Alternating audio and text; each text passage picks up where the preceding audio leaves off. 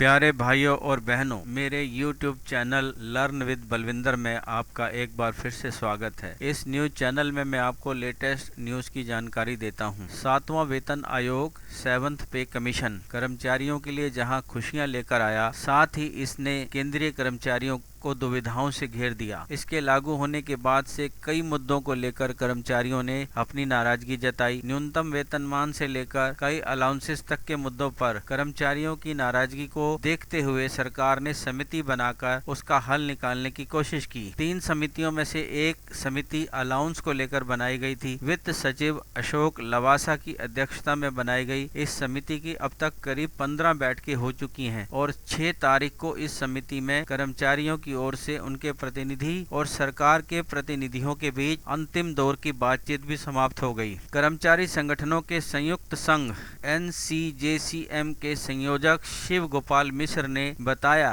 कि गुरुवार को अलाउंस समिति की अंतिम दौर की बैठक हुई, जिसके बाद इस मुद्दे पर अब आगे और बातचीत नहीं होगी। मिश्र ने बताया कि यह समिति अब 2-4 दिन में अपनी रिपोर्ट कैबिनेट को सौंप देगी। माना यह भी जा रहा है कि अगले सप्ताह होने वाली कैबिनेट की बैठक में यह रिपोर्ट प्रस्तुत हो सकती है। इस बैठक में निर्णय होने के बाद केंद्रीय कर्मचारियों के लिए कोई अच्छी खबर आ सकती है। उल्लेखनीय है कि समितियों की रिपोर्ट 4 महीने में आ जानी चाहिए थी, लेकिन देरी के कारण केंद्रीय कर्मचारी नाराज हैं। इस संबंध में कर्मचारियों के नेता शिव गोपाल मिश्र ने कैबिनेट सचिव से मुलाकात भी की थी और सरकार को कर्मचारियों की भावनाओं से अवगत कराया था। शिव गोपाल मिश्र ने पहले बताया था कि 3 तारीख को भी रेल मंत्री से मुलाकात की गई थी। इस बैठक में भी रेलवे कर्मचारियों की अलाउंस, मिनिमम वेज और फिटमेंट फार्मूला, NPS और पेंशन को लेकर भारी रोष के बारे में रेल मंत्री सहित अन्य बड़े अधिकारियों को जानकारी दी गई थी। बता दें कि 7वें वेतन आयोग 7th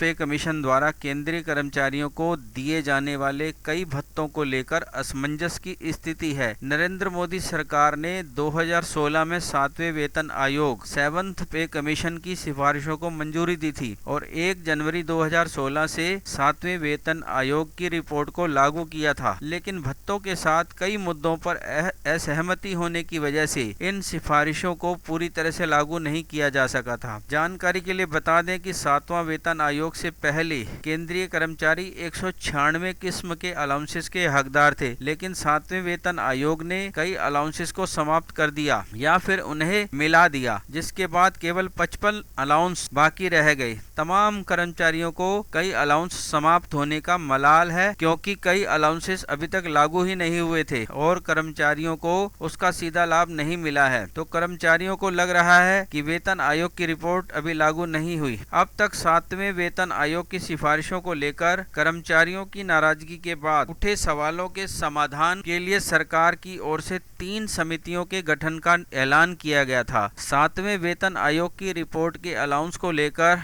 हुए विवाद से जुड़ी एक समिति, दूसरी समिति पेंशन को लेकर और तीसरी समिति वेतनमान में कथित विसंगतियों को लेकर बनाई गई थी। सबसे अहम समिति विसंगतियों को लेकर बनाई गई है। इसे एनोमली समिति का नाम दिया गया है। इसी समिति के पास न्यूनतम वेतनमान का मुद्दा भी है। चतुर्थ श्रेणियों के कर्मचारियों के न्यूनतम वेतनमान का मुद्दा भी इस तीसरी समिति के पास है। यही समिति न्यूनतम वेतनमान को बढ़ाने की मांग करने वाले कर्मचारी संगठनों से बात कर रही है। वित्त सचिव की अध्यक्षता में इस समिति का गठन किया गया है। समिति में 6 मंत्रालयों के सचिव भी शामिल हैं। उल्लेखनीय है कि कर्मचारियों की ओर से कर्मचारी संगठन ने मांग की है कि HRA हाउस रेंट अलाउंस को पुराने फार्मूले के आधार पर तय किया जाए। संगठन ने सचिवों की समिति से कहा है कि ट्रांसपोर्ट अलाउंस को महंगाई के हिसाब से रैशनलाइज किया जाए। संगठन ने सरकार से यह मांग की है कि बच्चों की शिक्षा के लिए दिया जाने वाले अलाउंस को कम से कम 3000 रुपए रखा जाए। संगठन ने मेडिकल अलाउंस की रकम भी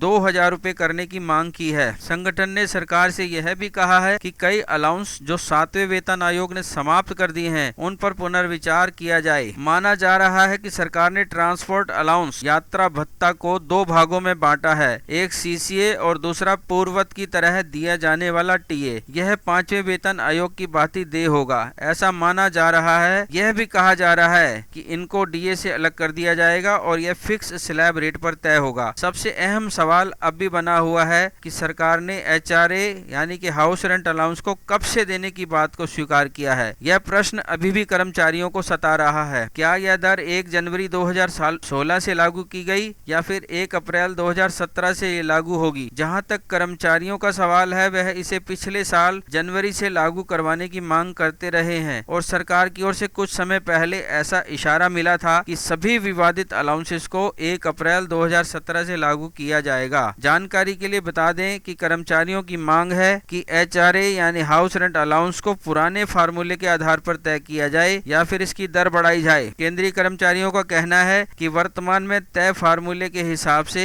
एचआरए कर्मचारियों को पहले की तुलना में कम मिलने लगा है। बता दें कि 7वें वेतन आयोग 7th पे कमीशन द्वारा केंद्रीय कर्मचारियों को दिए जाने वाले कई भत्तों को लेकर असमंजस की स्थिति है। नरेंद्र मोदी सरकार ने सन 2016 में 7वें वेतन आयोग 7th पे कमीशन की सिफारिशों को मंजूरी दी थी और 1 जनवरी 2016 से 7वें वेतन आयोग की रिपोर्ट को लागू किया था, लेकिन भत्तों के साथ कई मुद्दों पर असहमति होने की वजह से इन सिफारिशों को पूरी तरह से लागू नहीं किया जा सका। कहा जा रहा है कि सरकार की ओर से बातचीत के लिए अधिकृत अधिकारी हाउस रेंट अलाउंस को एक स्तर ऊपर करने के लिए तैयार हुए हैं। अब हाउस रेंट अलाउंस 30%, 20% और 10% तक हो सकता है। वहीं विश्वसनीय सूत्रों के हवाले से खबर मिल रही है कि बड़े शहरों में इसे 30% किया जा सकता है, लेकिन यह अभी तय नहीं है। कर्मचारी संगठन का कहना रहा है कि अगर सरकार ने एचआरए बढ़ाया नहीं है तो घटा कैसे सकती है। अपने तर्क के समर्थन में कर्मचारियों की दलील है, क्या शहरों में मकान का किराया कम हुआ है? क्या मकान सस्ते हो गए हैं? जब यह नहीं हुआ है तो सरकार अपने कर्मचारियों के साथ अन्याय कैसे कर सकती है? बता दें कि वेतन आयोग ने अपनी रिपोर्ट में हाउस रेंट अलाउंस को आरंभ में 24, 16 और 8% तय किया था और कहा गया था कि जब डीए 50% तक पहुंच जाएगा तो यह 27, 18 और 9% क्रमशः हो जाएगा। इतना ही नहीं, वेतन आयोग ने यह भी कहा था कि जब डीए 100% हो जाएगा तब यह 10, 30, 20 और 10% क्रमशः एक्स, वाई और जेड शहरों के लिए हो जाएगी। उल्लेखनीय है कि कर्मचारियों के संयुक्त संगठन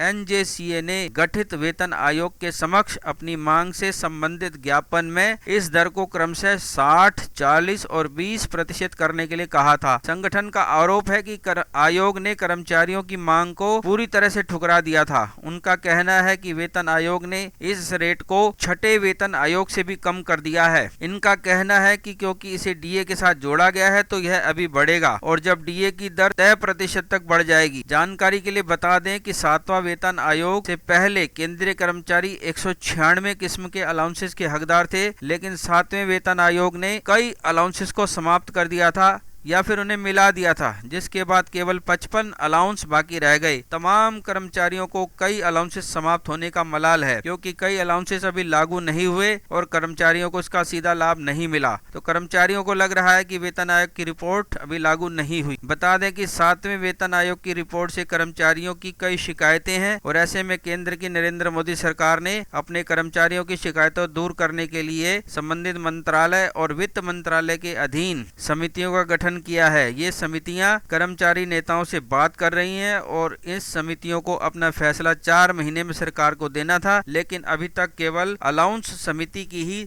अंतिम बैठक हुई है।